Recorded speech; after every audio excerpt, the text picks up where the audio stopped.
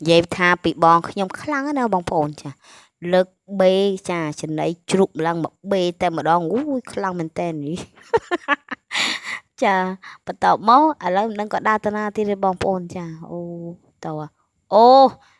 chà cái cọt tàu cặp tụm bèng chà tập bèng sọc á na chà tập bèng prey đá bàn tay na cái tha tập bèng sọc chà chẳng á na đời sao việc đọc côn tập bèng trao nó bong phồn đọc đi ôi chà đang vô thợ ở tề chẳng á na hay nhờ đọc bên chẳng ta nhầm chạm lọp mờ ta cọt tờ na chẳng á na tạm bật cả tàu prey say bong phồn chà cứ cái từ chỉ tụm bèng mìnhจะធ្វើអីទេចា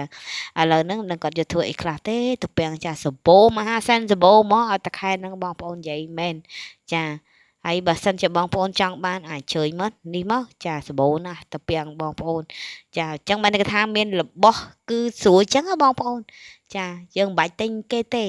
មានរបស់ខ្លួនឯងអញ្ចឹងចាហើយបើយើងចង់ហូបក៏បានយើងចង់ស្លក៏បានយើងចង់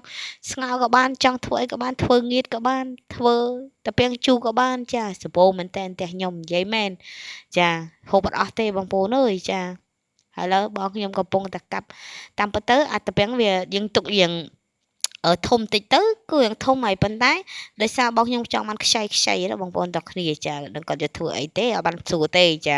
ដែលឃើញសកម្មភាពគាត់ល្អបែបនេះចាចំតិតចំតងចានៅក្បែរគុំអាស័យអញ្ចឹងទៅខ្ញុំក៏ទៅទៅថតគាត់តែម្ដងបងប្អូនទាំងគ្នាចាអូបានមកថងបងប្អូនចាឥឡូវនេះទៅមកជ្រុងទៀតបងប្អូនអើយនិយាយពីថា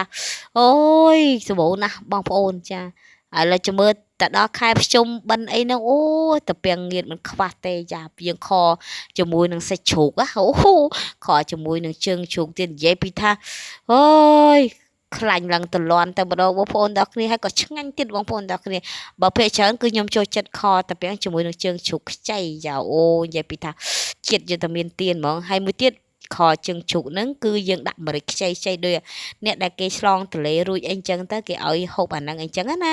ចាហើយឥឡូវនេះបងខ្ញុំប្រហែលជាគាត់កាប់តាពាំងហ្នឹងគាត់ជីកតាពាំងហ្នឹងគឺគាត់ត្រៀមទុកធ្វើងៀតពេលភ្ជុំបិណ្ឌអីទៀតហ្នឹងហីបងប្អូនទាំងគ្នាចា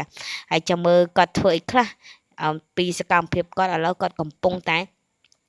ទៅកាប់ចាបន្លាឫស្សីពីខាងជើងទៀតបងប្អូនអើយចាលើកមុនគាត់កាត់ម្ដងហើយចាអញ្ចឹងនៅមួយជ្រុងទៀតអញ្ចឹងហើយគាត់ព្យាយាមដើម្បីយកធ្វើជាងៀតយកទៅហាលទៅចាទឹកហើយយើងស្លឬក៏យើងស្ងោរធ្វើជ្រក់ធ្វើអីអញ្ចឹងទៅចាសបូនណាជ្រក់តាពាំងជ្រក់អីហ្នឹងចាហើយបើខ្ញុំក៏ចូលចិត្តដែរតាពាំងជ្រក់ហ្នឹងបងប្អូនអើយហើយយើងយក